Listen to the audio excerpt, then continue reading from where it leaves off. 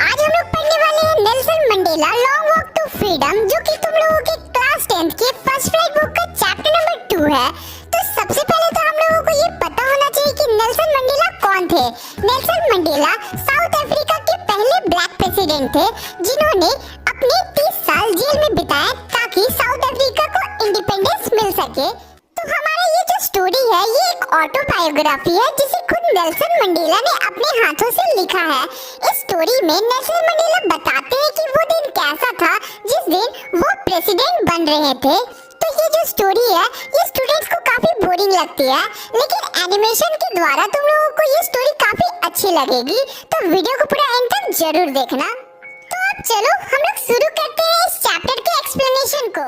Nelson Mandela chapter को start करते हुए ये बोलते हैं कि 10th मई 1994 एक नया सवेरा लेकर आया था, एकदम bright and clear for all the south Africans.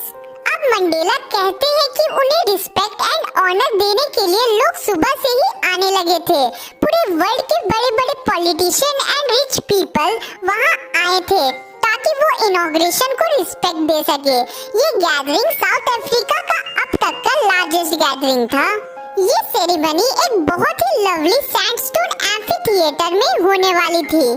पिछले कई डिकेड्स तक व्हाइट्स ने ब्लैक पे रूल किया, लेकिन आज ये प्लेस रेनबो जैसा दिख रहा होता है क्योंकि यहाँ पे अलग-अलग कलर के लोग और अलग-अलग नेशन के लोग आए होते हैं, क्योंकि साउथ अफ्रीका में पहली बार एक नॉन रेशियल गवर्नमेंट फॉर्म हो रही होती है। अब नेल्सन मंडेला बोलते हैं कि वो एक लवली सा ऑटम का दिन था और उनके साथ उनकी बेटी ज़ेनानी भी थी। सबसे पहले मिस्टर डी क्लर्क को सेकंड डेप्यूटी प्रेसिडेंट बनाया गया और उसके बाद थाबो एम्बेकी को फर्स्ट डेप्यूटी प्रेसिडेंट बनाया गया। एंड लास्टली नेल्सन मंडेला का टर्न आया। उन्होंने प्लेज लिया कि वो कॉन्स्टिट्यूशन एंड वहाँ के लोगों के लिए हमेशा समर्पित रहेंगे। अब साउथ अफ्रीका में कोई भी डिस्क्रिमिनेशन नहीं होगा और ना ही कंट्री में पॉवर्टी होगा। साउथ अफ्रीका में अब से कोई भी इलेक्शन के लिए खड़ा हो सकता है, चाहे वो व्हाइट्स हो या फिर ब्लैक्स हो। कुछ ही देर बाद साउथ अफ्रीका के फाइटर जेट्स एंड पीस दिखाने का एक तरीका था। इसके कुछ देर पहले साउथ अफ्रीका के जनरल्स एंड पुलिस प्लेस लेते हैं कि वो इस न्यूली फॉर्म्ड गवर्नमेंट के प्रति हमेशा लॉयल रहेंगे। अब नेल्सन मंडेला ये कहते हैं कि जो लोग उन्हें सैल्यूट कर रहे हैं वही लोग उन्हें कुछ दिन पहले अरेस्ट किया करते थे। अब कुछ ही देर बाद एक इम्फाला जेट आसमान साउथ अफ्रीका के फ्लैग्स को डिनोट करता है।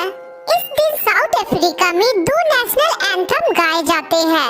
व्हाइट्स अपना नेशनल एंथम नकोसी सिकले आई अफ्रीका गाते हैं एंड ब्लैक डाई स्टेप गाते हैं। अब मंडेला कहते हैं कि इनॉग्रेशन के दिन उन्हें अपने साउथ अफ्रीका का पास्ट याद आ रहा था कि कैसे 20th सेंचुरी में एंग्लो वॉर हुआ जिसमें व्हाइट्स ने ब्लैक पे विक्ट्री हासिल कर ली और अपने रूल्स एंड रेगुलेशन इम्पोज कर दिया उनके खुद के लैंड एंड कंट्री में। इसके वजह से एक ऐसी सोसाइटी बनी जो कि बहुत ही ज्यादा क्रूएल एंड हार्श थी, लेकिन 20th सेंचुरी के एंड तक सारे हार्श लॉज को खत्म कर दिया गया और एक नई साउथ अफ्रीका का जन्म हुआ। इस नई साउथ अफ्रीका के लिए थाउजेंड्स ऑफ पीपल ने अपने लाइफ को खो दिया। इस अपार्थाइड की पॉलिसी ने सोसाइटी पे बहुत ही गहरी और लंबी चोट दी है, जिसे भूल पाना बहुत ही ज्यादा मुश्किल होगा।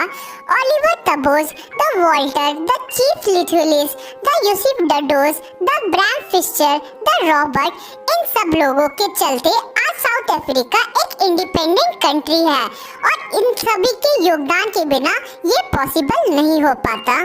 अब मंडेला कहते हैं कि साउथ अफ्रीका में abundance of minerals and James है, लेकिन अच्छे से देखा जाए तो असली वेल्थ हमारी कंट्री के वो लोग हैं जिन्होंने साउथ अफ्रीका में अपार्थाइड हटाने के लिए अपनी जान को खो दिया। लाइफ में हर ह्यूमन की दो ऑब्लिगेशन होती है, पहला अपनी फैमिली के लिए, दूसरा अपनी कंट्री के लिए। उस समय साउथ अफ्रीका में कोई भी ब्लैक अच्छी लाइफ जीने की कोशिश करता तो उसे टॉर्चर किया जाता था और उसे अलग कर दिया जाता था। शुरुआत में नेल्सन मंडेला अपनी फैमिली को बहुत ज्यादा प्रायोरिटी देते थे, लेकिन उन्होंने ये रियलाइज किया कि अगर वो अपनी कंट्री के लोगों की तरफ ध्यान देते हैं तो वो अपनी फैमिली के प्रति ऑब्लिगेशन पूरी नहीं कर पाएंगे। इसे जानते हुए भी नेल्सन मंडेला अपनी कंट्री के लिए लड़ते हैं एंड वो अपनी फैमिली से ऊंचा अपनी कंट्री को रखते हैं। जब मंडेला का जन्म हुआ तो वो फ्री थे और कुछ भी कर सकते थे। उन्हें लगता था कि उनके ऊपर कोई भी रिस्ट्रिक्शन नहीं है, लेकिन जब वो थोड़े बड़े हो जाते हैं और उन्हें ये रियलाइज होता है कि वो फ्री नहीं थे, तब उनके अंदर की फ्रीडम की भूख जागती है। और जब वो पूरे तरीके से यंग हो जाते हैं तो उन्हें ये रियलाइज होता है कि उनकी फैमिली एंड सारे ब्लैक्स के ऊपर बहुत सारी रिस्ट्रिक्शंस है। अब Nelson Mandela African national Congress join करते हैं और अपनी कंट्री के पीपल के लिए लड़ना शुरू कर देते हैं। और लास्टली नेल्सन मंडेला ये कहते हैं कि वो इंसान जो ऑपरेस हो रहा है या फिर जो ऑपरेस कर रहा है, दोनों ही इनह्यूमन होते हैं एंड दोनों में इनह्यूमैनिटी होती है। तो इसी के साथ आज का हमारा ये वीडियो कंप्लीट होता है। तो बेसिकली ये जो चैप्टर है ये बहुत सारे स्टूडेंट को थोड़ा टफ लगता है, लेकिन उम्मीद करूंगा कि तुम लोगों को मेरा ये एनिमेटेड वीडियो पसंद आया होगा। तो चलो मिलते हैं किसी और वीडियो में। Thanks for watching the video.